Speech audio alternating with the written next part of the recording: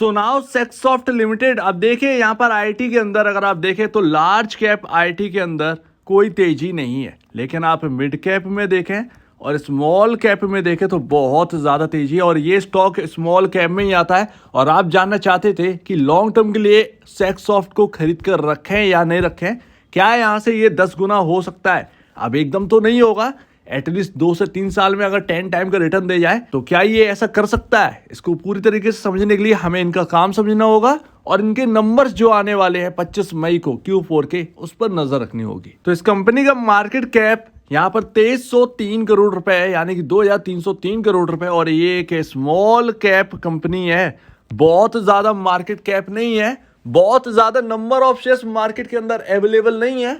ये बात आप याद रखिए। एफआईएस की बढ़ती स्टेक सेक्सॉफ्ट के अंदर, लेकिन कितना महंगा कितना सस्ता है ये तो हमको पी रेशियो देखने के बाद ही पता चलेगा। तो अगर इसका पी रेशियो देखें तो 30.90 पर है, एबव है, अपने इंडस्ट्री पी से ज्यादा है। इसका मतलब यहाँ पर ये तो समझ में आता है कि स्टॉक सस्ता तो बिल्कुल भी नहीं है, लेकिन बहुत ज्यादा अगर आप महंगा कहें तो महंगा नहीं है। अपने जो न्यूट्रल एक पी रेशियो है, जो एकदम बैलेंस वाला, उससे 5 पॉइंट हाई पर वर्क कर रहा है।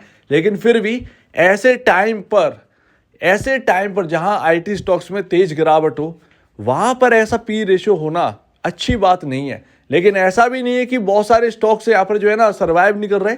आप बहुत सारे स्टॉक्स देखेंगे 70 के पी मल्टीपल वो कर रहे हैं, तो 30 का मल्टीपल उसके सामने क्या है। लेकिन मैंने देखा है स्मॉल कैप के अंदर बहुत सारी ऐसी कंपनियां हैं जो कि मल्टीपल अगर 30 के ऊपर की बात करें तो वो एग्जिस्ट करती है। और सबसे इंपॉर्टेंट, कंपनी के अंदर Q3 के अंदर स्लो डाउन देखने को मिला। क्यों देखने को मिला? देखिए, ऐसा नहीं है कि एक क्वार्टर ऐसे ही है जो कि स्लो डाउन वाला है। 2022 जून का क्वार्टर भी एक स्लो डाउन का ही हमें देखने को मिलता है। अगर आप देखें तो यहाँ पर ऑलमोस्ट अगर आप देखें तो यहाँ पर Q3 में आपका 171.68 करोड़ का नेट सेल आई थी।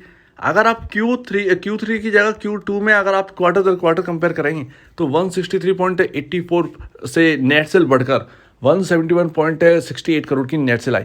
ऑलमोस्ट मोटा मोटा 8 करोड़ का ही डिफरेंस निकल के आया था। ऑलमोस्ट अगर ग्रोथ की बात करेंगे पर क्वार्टर दर क्वार्टर तो 4.78% ही बढ़कर आया था। पिछले क्वार्टर की अगर बात करें Q2 में तो 10.69% का जो नेट सेल्स ग्रोथ है वो निकल के आया था, अगर आप कंपेयर करेंगे उसके पिछले क्वार्टर से, Q1 से।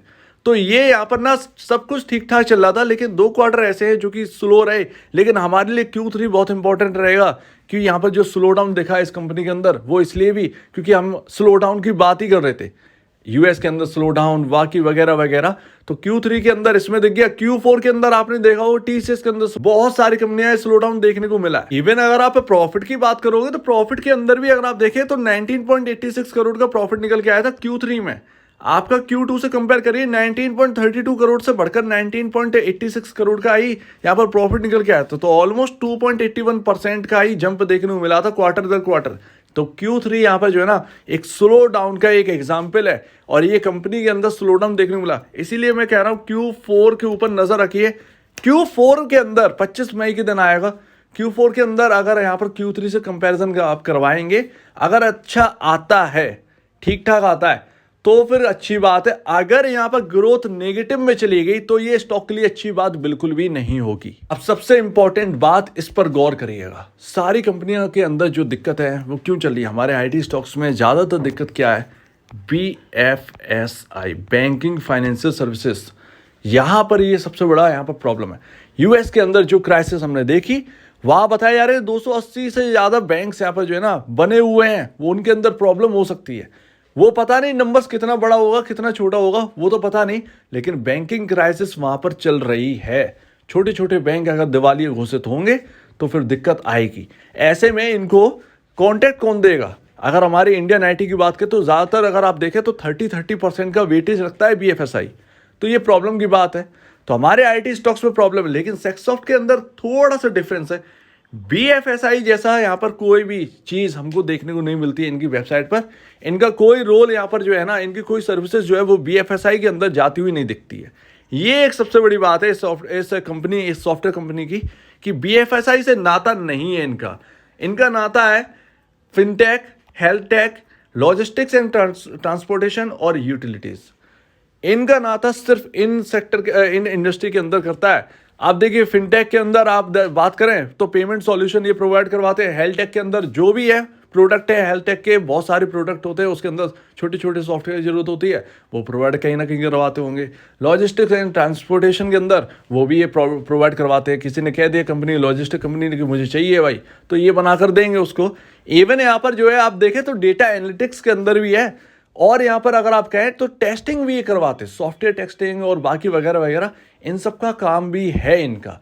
तो एक तरीके से देखें तो ये बीएफएसआई से बिल्कुल दूर है, बहुत कोसों दूर है। तो बीएफएसआई की टेंशन इस स्टॉक के अंदर नहीं बनती है। तो कुल मिलाकर एक अच्छी बात हमको निकल के आई कि बीएफएसआई के अंदर रोल इनका ना के बराबर है।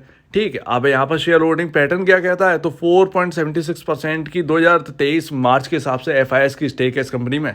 ईयर ऑन ईयर बेसिस पर देखेंगे तो 3.87% से बढ़कर 4.76% पर इनकी स्टेक है एफआईएस की।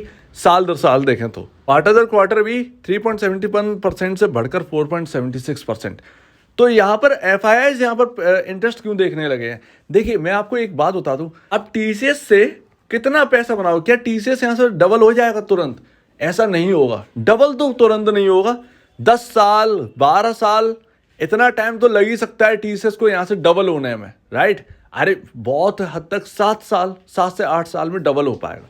ऐसे में रिटर्न बना पाना आपका बहुत मुश्किल है उसके अंदर, क्योंकि एज अ रिटेल इन्वेस्टर आप इतना ज़्यादा उसकी क्वांटिटी नहीं खरीद सकते शेयर की कि आपको वो पैसा बनाकर बहुत ज़्यादा दे दे, राइट। अगर आप 1 लाख रुपए भी लगा देंगे टीसीएस के अंदर तो आपका डबल ही तो होगा, 1 लाख रुपए का 2 लाख रुपए हो जाएगा। तो ये यहाँ पर एक ना बात आ जाती है, आपका बड़े बड़े जो लार्ज कैप हो गई वो सिर्फ और सिर्फ बड़े लोगों के लिए ही है। अगर आपको कोई ऐसा स्टॉक चाहिए जो आपको आगे चलकर मल्टीफोल्ड रिटर्न दे, तुरंत नहीं, 1 साल 1.5 साल 2 साल 4 साल के अंदर आपको मल्टीफोल्ड रिटर्न दे, आपका पैसा लगाओ आपका 5-6 गुना हो गया हो, तो फिर आपको ना ऐसे ही स्मॉल कैप, ऐसे ही मिड कैप कंपनियों के अंदर आपको जगह तलाशनी चाहिए। आपकी लार्ज कैप के अंदर आपको नहीं मिल पाएगी वो जगह, वो रिटर्न आप नहीं बना पाओगे, ये एक कठोर सत्य है। और इसीलिए लोग यहाँ पर जो है ना, एफआईआईज भी हो या हम लोग हो रिटेल इन्वेस्टर, वो सब हम लोग अब तलाशते हैं स्मॉल कैप और मिड कैप, क्योंकि हमारे लार्ज कैप के क्वांटिटी लेने में बहुत दिक्कत होती है।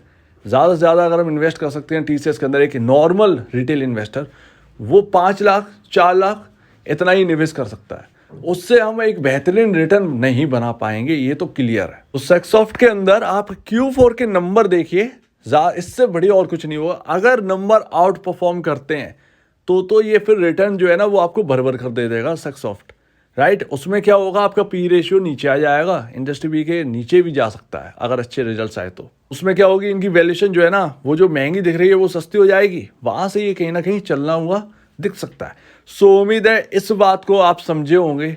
पैसे बनेंगे तो ऐसी ही कंपनियों के अंदर बनेंगे, हालांकि इंतजार करना पड़ सकता है। नंबर्स पर ध्यान दें, Q4 के नंबर अगर अच्छे आ गए तो यहां से दौड़ लगा सकता है ये स्टॉक, इसमें कोई शक की बात नहीं है। सो उम्मीद है आप इस बात को समझे होंगे। 25 मई को यहाँ पर ध्यान रखिए कैसे नंबर आते हैं, और यहाँ पर जगह बनाने की तब देखिएगा, Q4 के बाद देखिएगा। मेरा कहना यही है, Q4 से पहले नहीं। पहले अगर आप जगह बना के बैठ जाएं और नंबर्स खराब आ गए तो लेने के देने भी पड़ सकते हैं, राइट। और वो महंगा पी रेशियो भी है। तो अगर ये नंबर्स खराब भी आते हैं और स्टॉक टूटता नहीं है तो फिर वो आपका रिटर्न भी देने के लिए तैयार नहीं होगा, वो इधर ही बना रहेगा जब तक वो नंबर्स वो अपना पी रेशियो डाउन ना कर ले। तो ये यहाँ पर ना पॉसिबिलिटी है। तो नंबर्स पर खासा ध्यान रखें, Q4 के नंबर्स पर। बाकी ये रही सारी बातें, बहुत बड़ा मार्केट कैप नहीं है, आगे जगह बनती है। इंडियन इकोनॉमी के हिसाब से सोचिए, लॉजिस्टिक और ट्रांसपोर्टेशन का क्या टाइम आ सकता है, उस हिसाब से अगर आप देखेंगे तो इनके जो काम है वो बहुत ही अच्छे हैं, आगे कुछ अच्छा कर सकते हैं ये कंपनी।